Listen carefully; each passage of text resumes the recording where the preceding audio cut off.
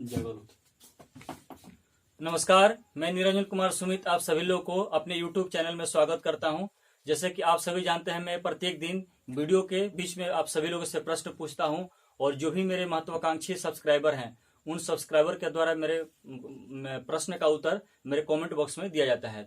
जैसे कि आप सभी जानते हैं कि 2 जून 2021 को मैंने आप लोगों से 2 प्रश्न पूछा था। जो पहला प्रश्न था ये था, पंडित जवाहरलाल नेहरू जो कि हमारे प्रथम प्रधानमंत्री थे, तो पंडित जवाहरलाल नेहरू की जो कैबिनेट था, मंत्रिमंडल था, उस मंत्रिमंडल में उस समय रक्षा मंत्री कौन थे? इस प्रश्न का उत्तर हमारे 2 चैनल के सब्सक्राइबर, एक व्यक्ति का नाम चंदन कुमार और दूसरे एक व्यक्ति का नाम है उदय कुमार, इन दोनों व्यक्तियों के द्वारा इस प्रश्न का उत्तर दिया गया है बालदेव सिंह। इस प्रश्न का उत्तर बिल्कुल सही है।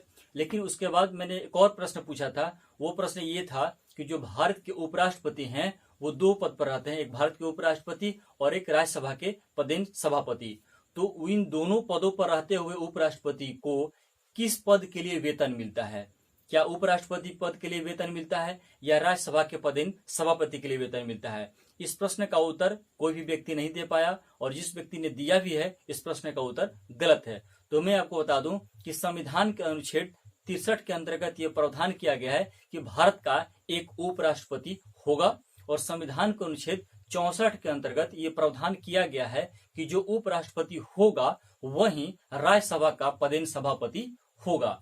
तो इस प्रश्न का उत्तर ये हुआ कि जो उपराष्ट्रपति जो वेंकैया नायडू बैठे हुए अभी वर्तमान समय में, उनको उपराष्ट्रपति पद के लिए वेतन नहीं मिलता है, बल्कि उनको संसद का उच्च सदन जिसे हम राज्यसभा कहते हैं, तो वेंकैया नायडू को मतलब कि राज्यसभा के सभापति के लिए उनको वेतन मिलता है। तो उपराष्ट्रपति का कोई वेतन नहीं होता है, राज्यसभा के पदेन सभापति होने के नाते उपराष्ट्रपति को वेतन मिलता है।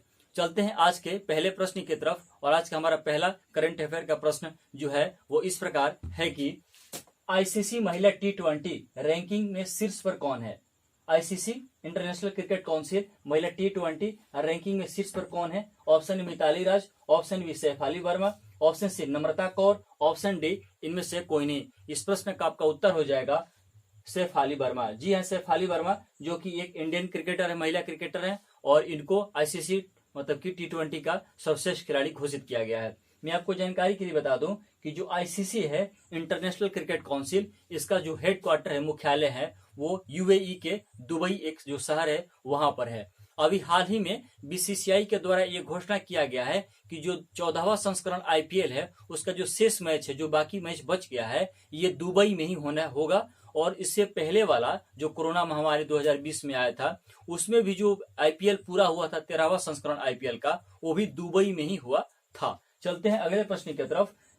टीएम कल्याणंद, जी हाँ, इनका नाम है टीएम कल्याणंद, कौन थे जिनका निधन हो गया? ऑप्शन ए संविधान सभा के सदस्य, ऑप्शन बी संसद के सदस्य, ऑप्शन सी समिति के सदस्य, ऑप्शन डी इनमें से कोई नहीं। इस प्रश्न का आपका उत्तर हो जाएगा ऑप्शन ए हो जाएगा संविधान सभा के सदस्य। जी हाँ, जो संविधान सभा वो हमारे संविधान के निर्माण जितने भी उसमें मेंबर शामिल थे, उन सभी मेंबरों के जो द्वारा ये देखा गया कि जितने भी मेंबर उसमें शामिल थे उन सभी मेंबर तो दिन प्रतिदिन मतलब कि गुजरते गए, उनकी उम्र होती गई। उसमें सबसे जो लास्ट वाले मेंबर बच गए थे जीवित मेंबर, उस मेंबर का नाम क्या है? उस मेंबर का नाम है टीएम कल्याणंद और हाल ही में उनका देहांत हो गया। चलते हम लोग अगले प्रश्न की तरफ। प्रदीप चंद्र नायर किसके महानिदेशक बने? Option A Assam Rifles, option B NSG, option C TRAI, option G NGT. इस प्रश्न का आपका उत्तर हो जाएगा असम राइफल्स। जी हाँ, असम राइफल्स का हाल ही में प्रदीप चंद्र नायर को महानिदेशक बनाया गया है। एनएसजी का मैं फुल फॉर्म बता दूं, एनएसजी को आप 2 तरह से देख सकते हैं।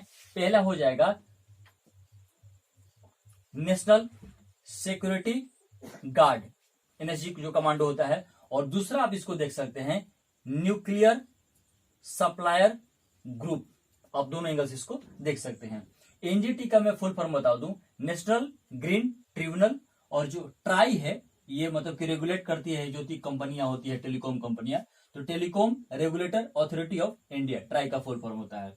चलते हैं हम लोग अगले प्रश्न की तरफ। फ्रेंच ओपन 2021 से अपना नाम किस खिलाड़ी ने वापस लिया? Option A Serena Williams, option B Naomi Osaka, option C Rafael Nadal, option D इनमें से कोई नहीं। इस प्रश्न का आपका उत्तर हो जाएगा नाओमी ओसाका। जी हाँ, नाओमी ओसाका से संबंधित जो 6वीं बीपीएससी था उसके पीटी में प्रश्न आया हुआ है और जो मतलब कि विंबलडन होता है, फ्रेंच ओपन होता है, ऑस्ट्रेलिया ओपन होता है, यूएसए ओपन होता है, इससे संबंधित में आपको सबसे पहले मैंने अपना वीडियो बनाया था। इसी पर हमारा सबसे पहला वीडियो आप जाकर वहां पर देख सकते हैं। चलते हैं आज के अगले प्रश्न की तरफ। गिफ्ट, GIFT, गिफ्ट के गठन की मंजूरी किसने दी? Option A Gujarat, option B Bihar, option C Maharashtra, option D इनमें से कोई नहीं। जी हाँ, इस प्रश्न का आपका उत्तर यहाँ पर होगा इनमें से कोई नहीं। और प्रश्न ये उठता है कि किस राज्य सरकार के द्वारा GIFT गिफ्ट की घोषणा की गई है, गठन की मंजूरी दी गई? उस राज्य का मैं नाम आपको बता दूं। गिफ्ट की मंजूरी किसने दी है? गोवा।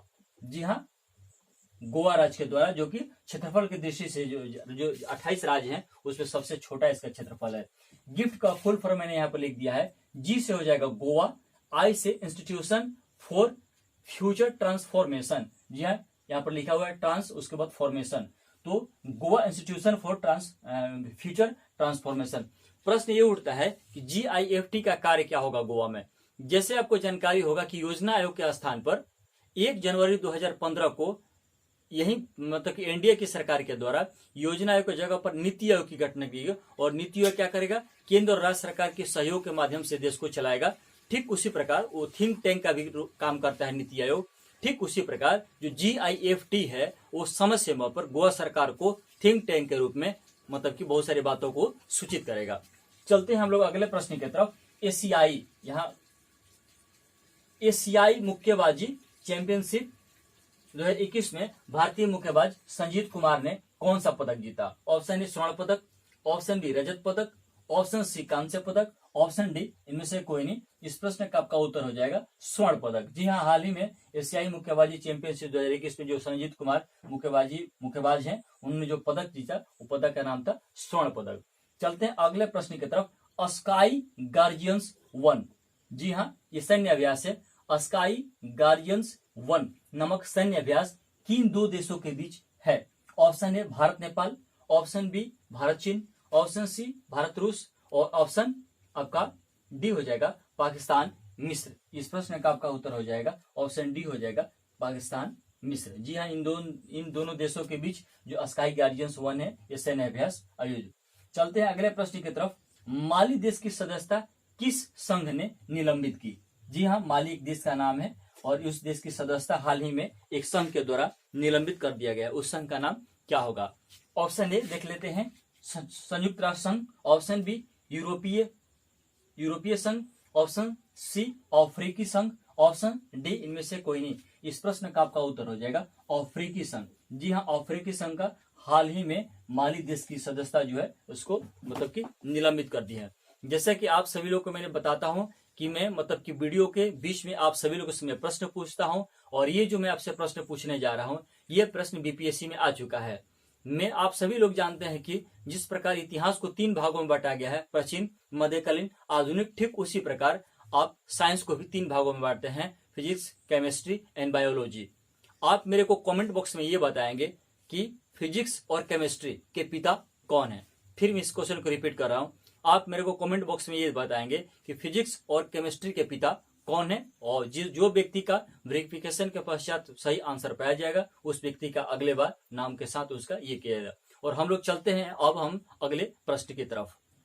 चलते हैं अगले प्रश्न की तरफ, और आज का हमारा अगला प्रश्न है कि विश्व साइकिल दिवस कब मनाया गया? ऑप्शन 1 जून, ऑप्शन बी 2 जून, ऑप्शन सी 3 जून, ऑप्शन डी 5 जून। तो इस प्रश्न का आपका उत्तर हो जाएगा ऑप्शन सी हो जाएगा 3 जून। जी हाँ, 3 जून को विश्व साइकिल दिवस मनाया गया। 2 जून को क्या मनाया गया? तो 2 जून को तेलंगाना दिवस मनाया गया। जैसे कि आंध्र प्रदेश राज्य से 2014 में तेलंगाना अलग हुआ। एक और मैं जानकारी दे दूं कि कुछ लोगों को कंफ्यूजन हुआ मतलब कि रहता है कि जो तेलंगाना है वो मतलब कि 2011 जनगणना के अनुसार तेलंगाना भारत का क्षेत्रफल की दृष्टि से कौन सा राज्य है। तो मैं आपको जानकारी के लिए बता दूं कि जो तेलंगाना है क्षेत्रफल की दृष्टि से उसका भारत में स्थान 12वां हो चुका है, और तेलंगाना उसके बाद जो 13वां स्थान है वो बिहार का है। पहले तेलंगाना जब 2 जून 2014 से पहले तेलंगाना आंध्र प्रदेश से अलग नहीं हुआ था तो बिहार का स्थान 12वां था, लेकिन जैसे ही तेलंगाना आंध्र प्रदेश से अलग हुआ उसका मतलब कि क्षेत्रफल बिहार के मुकाबले बड़ा है, इसीलिए 12वां हो गया तेलंगाना का स्थान और 13वां हो गया बिहार का स्थान। यदि आपको ये मतलब कि कहीं भी आंकड़ा ये डेटा नहीं मिलता है तो आप नेट पर सर्च मार के ये देख सकते हैं कि बिहार का क्षेत्रफल क्या है और तेलंगाना का क्षेत्रफल क्या है, उसके माध्यम से आप कंपैरिजन कर सकते हैं। चलते हैं हम ऑप्शन के माध्यम से डिफाइन करते हैं कि जो 1 जून है वो 1 जून को आप जानकारी रखते होंगे कि विश्व मतलब कि मिल्क डे, दूध दिवस मनाया जाता है। 2 जून को मैंने बता दिया तेलंगाना दिवस, 3 जून को साइकिल दिवस और 5 जून को अब जानकारी होगा कि पर्यावरण दिवस। अक्सर प्रश्न ये पूछे जाते हैं। अगले प्रश्न की तरफ चलते हैं। इंडियन इंस्टीट्यूट ऑफ टेक्नोलॉजी यानी IIT रुड़की ने किसकी खोज की? ऑप्शन ए मेढक प्रजाति की, ऑप्शन बी नए जीवाश्म की, यहाँ तालाबे से होगा जीवाश्म की, ऑप्शन सी नए चावल की, ऑप्शन डी इनमें से कोई नहीं। इस प्रश्न का आपका उत्तर आ जाएगा नए जीवाश्म की। जी हाँ, अभी हाल ही में IIT रुड़की के द्वारा नए जीवाश्म की खोज की गई है। चलते हैं हम लोग अगले प्रश्न की तरफ। नेशनल मैप ऑफ इस्लाम किसने जारी किया? किस देश ने जारी किया? फिर से मैं रिपीट कर दे रहा हूं इसको। नेशनल मैप ऑफ इस्लाम किसने जारी किया? Option A New Zealand, option B Austria, option C Pakistan, option D America. इस प्रश्न का आपका उत्तर हो जाएगा ऑस्ट्रिया हो जाएगा। यहाँ पर नाम में कंफ्यूजन हो जाता है, ऑस्ट्रिया में नाम ले रहा हूं, ऑस्ट्रेलिया नहीं। ये ध्यान मतलब रखना होगा कि ऑस्ट्रिया जिसमें ल का प्रयोग नहीं होगा, ऑस्ट्रेलिया नहीं होगा, ऑस्ट्रिया होगा। चलते हैं हम अगले प्रश्न की तरफ और आज का हमारा अगला प्रश्न है जल जीवन मिशन। जी हाँ, जल जीवन जो मिशन है इसकी मतलब की शुरुआत मैं बताऊंगा आपको। तो जल जीवन मिशन के तहत गुजरात को कितने करोड़ का अनुदान दिया गया? इस प्रश्न का आपका उत्तर ढूंढ रहे हैं। Option A 3410, option A, option B 3520, option C 3320, option D इनमें से कोई नहीं। इस प्रश्न का आपका उत्तर हो जाएगा ऑप्शन ए हो जाएगा 3410। जी हाँ, 3410 करोड़ रुपया गुजरात सरकार को दिया जाएगा जल जीवन मिशन के तहत। मैं आपको जानकारी के लिए बता दूं कि जो जल जीवन मिशन है ये 2 तरह का होता है। एक जल जीवन मिशन अर्बन होता है और एक जल जीवन मिशन रूरल होता है। अर्बन मतलब क्या हो गया कि शहरी एरिया के लिए होगा और रूरल मतलब कि क्या हो गया, ये ग्रामीण एरिया के लिए होगा। तो जो ग्रामीण एरिया है ये लॉन्च किया गया है, ये अभी चल रहा है। शहरी एरिया वाला भी लॉन्च नहीं हुआ है। इसी के तहत मतलब कि पैसा मिलता है। एक और मैं आपको सूचना दे दूं कि जो जल जीवन मिशन है इसके तहत वेस्ट बंगाल को भी पैसा दिया गया है और वो कितना करोड़ पैसा है? 7000 करोड़ रुपया वेस्ट बंगाल को दिया गया है, यानी पश्चिम बंगाल को दिया गया है। चलते हैं हम लोग अगले प्रश्न की तरफ और आज का हमारा अंतिम प्रश्न होगा भारतीय नौसेना के नए उप प्रमुख कौन बने? Option A Ravneet Singh, option B Karambir Singh, option C Bhadauria, option D को इनमें से कोई नहीं। इस प्रश्न का आपका उत्तर हो जाएगा ऑप्शन ए हो जाएगा रवनीत सिंह। जी हाँ, अभी हाल ही में रवनीत सिंह को बनाया गया है और इसका मतलब कि उत्तर ये हो जाएगा। नौसेना के लिए जानकारी मैं आपको दे दूं कि जो नौसेना होता है ये नौसेना का जो दिवस होता है वो 4 दिसंबर को मनाया जाता है। आप जानते हैं कि जो तीनों सेना होता है, चाहे इंडियन आर्मी हो, इंडियन एयरफोर्स हो या इंडियन नेवी हो, इन तीनों सेनाओं का जो प्रमुख होता है वो हमारा राष्ट्रपति होता है। तो मैं आपको जानकारी के लिए बता दूं कि जो इंडियन आर्मी है ये कब मनाया जाता है? आर्मी 15 मार्च को मनाया जाता है।